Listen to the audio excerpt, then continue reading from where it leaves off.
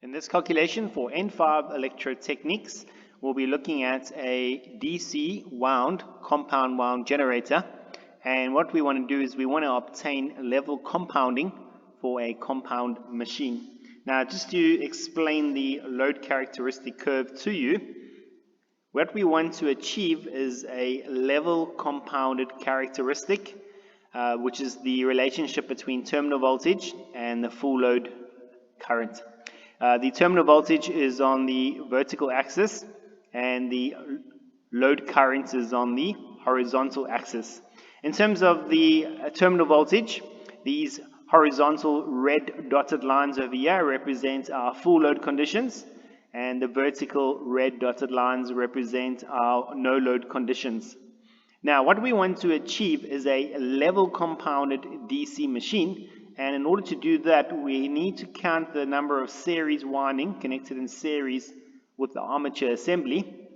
Now, if the shunt field windings are greater than the series field windings, your DC generator will operate in an over-compounded behavior. If your series winding is greater than the shunt windings, your machine will operate in an under-compounded condition. So ideally what we want the same number of shunt windings and the same number of series windings in order to achieve a level compounded DC machine. And this is where the terminal voltage will be the same as the no load voltage. Right, for a short shunt compound DC generator, the electrical connection excludes the series winding. And for a generator, it always supplies armature current and supplies electrical load. Now, in order to divert some of the armature current away from the series winding, we use a diverter resistor. So we also need to calculate the value of this diverter resistor to ensure that not all the armature current passes through the series winding. Right, just to show you the calculation, to calculate the diverter resistor, it is ISC times RSC. That's the value of the series current through the series winding, multiplied by the value of the series resistor, and then we divide by the diverter current, which passes through the resistor diverter. Just to show you the formulas that we'll be using to calculate the number of series windings, it is the series ampere turns per pole divided by the series current, which is the same as IA. Then to calculate the diverter resistor, it is ISC times RSC over the diversion current. Just to calculate the armature current for a compound machine, which is very similar to the shunt machine, it's going to be IL plus I shunt. And you'll notice that for the shunt current, we use the shunt current at no load. And the reason for this is we want to consider voltage to remain constant across the series windings, so we don't factor in the shunt current changing. Right, now to calculate the series ampere turns per pole, we use the same ampere turns as the shunt windings in order to achieve level compounded. So essentially what we do is we say shunt ampere turns per pole at full load conditions minus the shunt ampere turns per pole at no load conditions. All right, this will make more sense when we do our example. So in this example, a 60 kilowatt 300 volt shunt wound generator has 1800 turn shunt windings. During no load, the shunt current is 1,8 amperes. To maintain the terminal voltage constant at 300 volts, the shunt field current must be raised to 2,4 amperes at full load. Determine the following. Now, before we look at those questions, I just want to demonstrate to you our long-shunt compound wound generator, which consists of a series winding and a shunt winding. The output power is 60,000 watts. For a generator, we always use the output power for our calculations, and the terminal voltage is 300 volts across the supply. The shunt current at no load conditions is 1,8 amperes, and the shunt current at full load conditions is 2,4 amperes. The number of shunt windings is 1800 turns. And just a reminder, a generator is producing armature current and the same current passes through the series winding. So therefore IA is equal to ISC. And to calculate IA, it's going to be IL plus I shunt, and we use the no load conditions for our shunt current. Right, in part A, calculate the number of series turns needed per pole in order to obtain a level compounded long shunt generator. To ensure that the machine operates at level compounded, we need to ensure that the number of full load terminal voltage is the same as the no load voltage. Therefore, we treat the series field ampere turns per pole and the shunt field ampere turns per pole as being the same. Right, so there's our diagram with our number of series turns and the number of shunt turns. To calculate the number of series turns, it is the series ampere turns per pole divided by ISC. Right, so now let's show you all the different steps. First of all, just a reminder that IA is equal to ISC, and to calculate IA, because it's a generator, it will be IL plus I shunt. And just remember, we use the no load shunt current.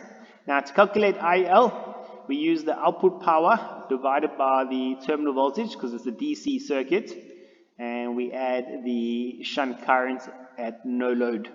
The power output is 60,000 watts, and the terminal voltage is 300 volts. Okay, and then we add 1,8 amperes. So the answer we get there for the armature current, it's going to work out to 201,8 amperes, and we use that for our series current as well.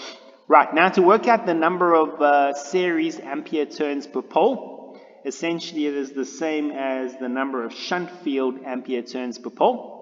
So what we're going to do is the number of shunt field ampere turns per pole at no load conditions is going to be 1,8 amperes times 1,800 turns, and we get 3240 ampere turns per pole.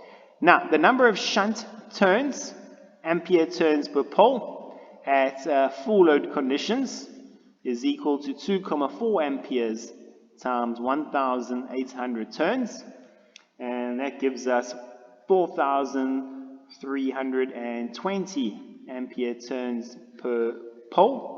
So therefore, to calculate the number of series ampere turns per pole, we will say 3240 minus 4320, and that gives us 1080 ampere turns per pole. Right, now that we've got all of that, we can actually go ahead and substitute. Let me just use my black pen here so we don't get confused.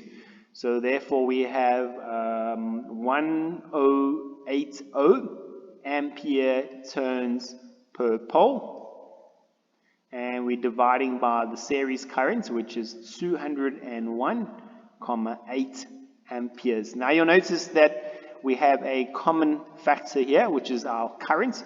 So if you subtract or cancel the current, you'll see you're left with turns per pole. So the number of series turns per pole is 5,352.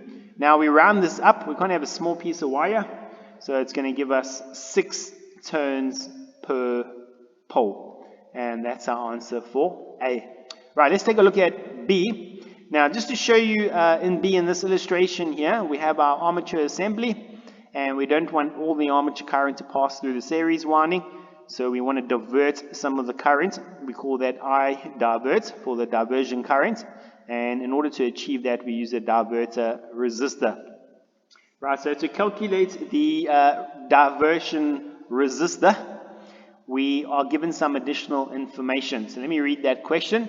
The value of a diverter resistance needed to give level compounding if the series field coils have 8 turns per pole instead of 6 turns per pole, and the total resistance of the series field coils is 0.1 ohms. So RSC is 0.1 ohms, and we have 8 turns per pole instead of 6 that we've just calculated.